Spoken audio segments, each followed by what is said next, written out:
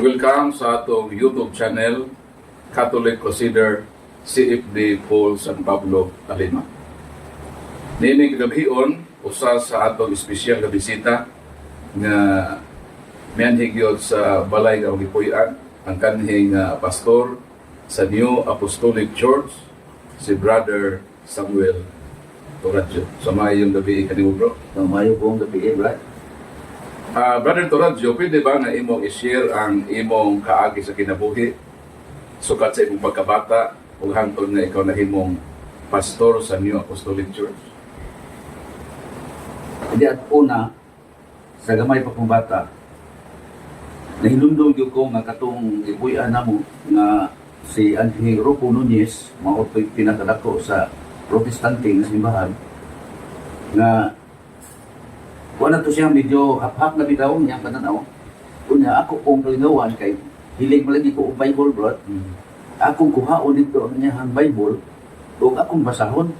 Sa diha nga nabasahan ako, ang una gyud ako pag-abli nako nabasahan ako dito sa Proverbio 22:6 nga tudloi ang mga bata aron nga kanang mga bataa ug mauna dili na ginamubiya. Una nga hangtod karon sa akong kinabuhi, wa gi kong biya pagpangalagad sa Ginoo nga nahimo kong pangalaga diha sa UCCP na simbahan, nahimo gani kong usa sa mga presidente sa amo ang UCCP. So buti mo sa kato nga verse sa Bible mo na inganyo nimo nga mo-serve ka sa Ginoo. Oo, sir, So kita simbahan na imong kalagaran. Oo. So nabunyagan ka sa UCCP. So, diyan ko nabunyagan sa gamay pa kong bata. Kunya hangtod nga sa diha na nga nahimo na kong hingkod na yun, wa di ko makontento sa mga kong relihiyon nga gitawag magud sa uban o protestante. Wa ko makontento mo na nga. Nagpangita di ko sa gusto niya. Tungod lagi kay nagpangita man ko, nakakita ko na ko ang mga Adventist. Hangtod nga ila kong gidoktrinahan, misuway po ko kayo biyang Ginoo nga sulay at tanamatang sa espiritu kunya pa sa Ginoo. So human sa UCCP, balita po ka o Oh, gidoktrinahan ko sa Bunyagan ko dito. Oh, gibunyagan ko. Pero usa na kabunyag, wa na gyud ko mubalik kay ano, usa ka punto nga wa na ko mayon eh. Diha sa ko ani ang wali nga ingon gyud tinahangan ang imong ikapulo dad on gyud dinhi simbahan kay kanang dili mo dahil sa ikapulo kawatan nang ako natawana. Muna nga katol gyud kausawan na gyud ko mubalik. So yung mong nakita nga may something pangwarta ng religion. Pangwarta. Wa gyud ko ka ayon sa maong muwali. Dahil human sa Seventh Adventist, asa naman po kami pa doon? Nadoktrinahan ako ko kay wa ko mura mo na independente na ko. Doktrinahan ko sa New Apostolic Church. Pag doktrinahan ako sa New Apostolic Church, boto nga giswayan na pud nako. Kuno sa katinuod kay ang iyang doktrina mura mo Katoliko. Kay ang iyang patukuran ang Matthew 16:18. Pero ang nagka-diferensya kay dili mo tuo sa inahan ni Jesus. Dili So, mo tuo. meaning, Brad Toradjo, ang New Apostolic Church, dito din ka nagdugay. Dito ko na Pila ka years ka dito? 15 nga to pa. Basta kay 15 ko kato ikapin. So, sa may mong magkasidatian sa dito pagka sa maong relihiyon nga nung naabot man ka sa posisyon na gani mong pastor sa New Apostolic Church. Ang ako na sinati nito, nga wa yun ko makaingon nga husto yun kay sa diha na nga mag adto tas mao dapit isuguon ta kinahanglan attendance unya na may mupit pila ra man ka o patingan lagi mga protestante yung tayo gyud na ang mutambong like sagaran po 15 ka po nya kay ang among dagko pag moingon pa pud nga kagamay ba aning imong membro. So, kanto nang nana kay masimbahan at mga tayo. Oh, diyan ako nagdaan og simbahan. Nagdaan O sa ako. may mga posisyon ka ni Adto sa mong simbahan? Primero gyud akong posisyon, priest. So, pare. Pare. Naghimo ko district priest kana di distrito na gyud ko nga pare hantod nga nahimo ko nga kana shepherd. Super.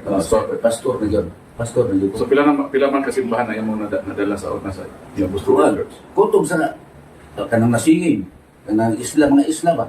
Sa bukid. So, sa Bohol area. Bohol area raw ako kato Cebu.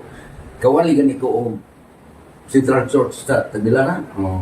Nakawali ko dito. So, meaning, daghan ng imong nakapit po ng mga Katoliko na nabalin yes. sa tinuhan. Pero ang problema lang kay dili yun iyon kadaghan. So, mo itong ikutahan mo nga kung mga membro mo itong nakapamakak na hinong ka kay Mamakap lagi kaya ang ating makap nga Lima na may usa, lima ra ka buok. Tibutangan na lang uno sa dakli, kilit, pero 15. Mackenzie. Oo. So, ang reporting, taas ang Taas reporting, report. pero sa Ang actual, nandun. gamay lang yun ang Yung may ragod. Yung may ragod, manambungan. Okay. Pila ra may mutambong. Nya usahay, o mula ang buwanto ang mga kadagkuan, magdaog kindi para sabon sa mga bata aron ng mga to. So sa inyong time, soldado mo with bonus pa sa No. kada December. No. Pero ako yun ang gibiyaan. No? Gibiyaan din So ang pila ako. ka years ka na himong pastor dito? 15 years. Kids ka naman, kids ito ikapit. Suma, yung gibalansi man. Oo. So, 1987, 1987, 2002. 2002 ka nibiya sa New Apostolic Church. So, Unya, 15 napunyagan. years. Amo to nga, di ka na to, wala ko ma-independente, kaya napunyagan, di, kalingawan ako, dool ni Father Matt Gonzales, mo ginay nagpunyag na ko. So, ang imong turning point bro ba nga from New Apostolic Church, nagkatoliko ka, unsa may naka-attract nimo nga biyaan nimo ang New Apostolic Church o sagupon nimo ang simbahan ng Katoliko? Unsa may nag-lead sa imong journey sa imong conversion? Ang nandiruan yung nagpa-attract na ko nga, maog yung tinuod. Kaya na Matthew 16-18, dito sa Disney nga, Pedro, ibabaw ni Bato pagkatukuro ko nga akong simbahan. Mo ginay-usa sa mga kuan. Unya, mo man pud gida sa New Apostolic pa ko. So, meaning ka na ang New Apostolic Church, magkakaroon ng versikulo ka na, Matthew 16:18. Oh, Nga sila po na, Na, mo po nila patukuranan. Pero ang diferensya lang kay wa mo ila sa mga kasantusan nato na doon ay mga imahin, wa mo ila sa inahan ni Jesus na ipasalikway kay mura makunaw ra og tambal ba. Ang tambal suod sa botilya mo ra imnon kunya ilabay ra Labo ang na. pasiyo. Pasiyo. Mo na yung mga patukuranan mo di ko umangay kay o atong inahan o may una na atong nila isalibay ay ayo na inahan daw na sa ato Ginoo. So, meaning naka-attract nimo kadtong 16:18 na nagtukod si Kristo, then imong na-realize nga dili ni ang New Apostolic Church. Dili. mo na si Kaya Katoliko. naamatay record siya, 267 ka mga santo papa. Ang pitarong panahon. Okay. So, gawasan na mahal ng Birhen ng Maria. Mo binay. Ganyan yun. Oh. Gani magampo ta. Iuban pa gani Diyo nga tumina. Uban sa na benisyon sa tuminahan. Kisa may nagbunyag sa imong simbang Katoliko?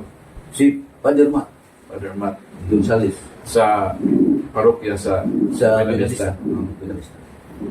So, kung sa may imong ikapaambit po bro sa mga kauban imong New Apostolic Church nga imong sakop kaniadto sa dito pa ka sa 15 years na master ni imong grupo.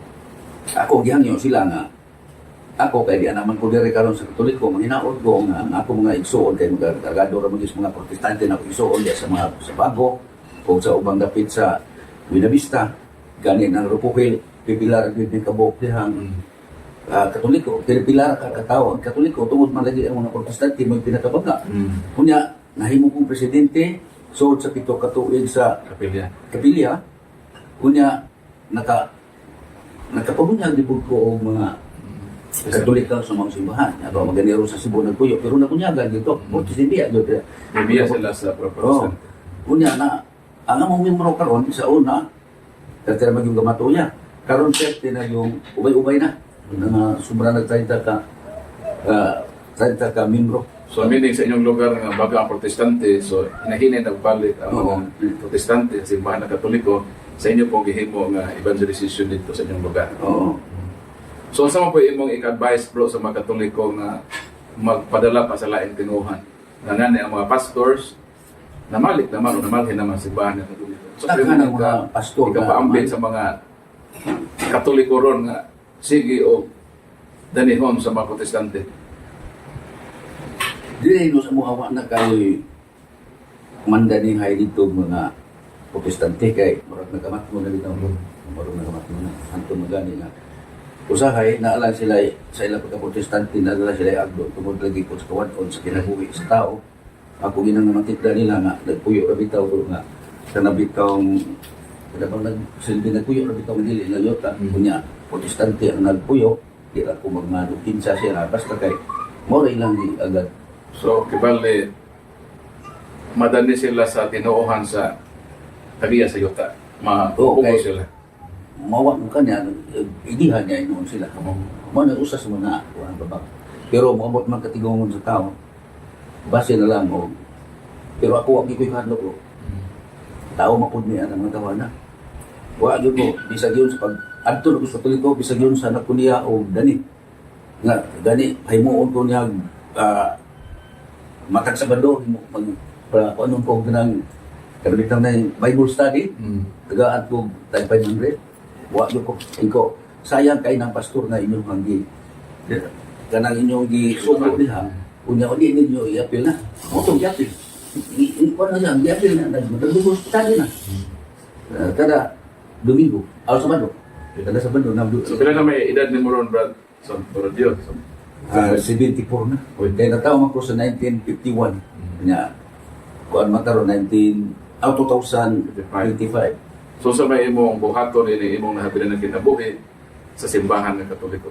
Ako na lagi ni tugyan na tusino kay ang akong lawas inapod kaya rad nga mo lagad pa ko ng kay mo dito ko nila ang safety pero ang akong kasundiran kay inaman po ko adtos mo na lagi ko nakit niya.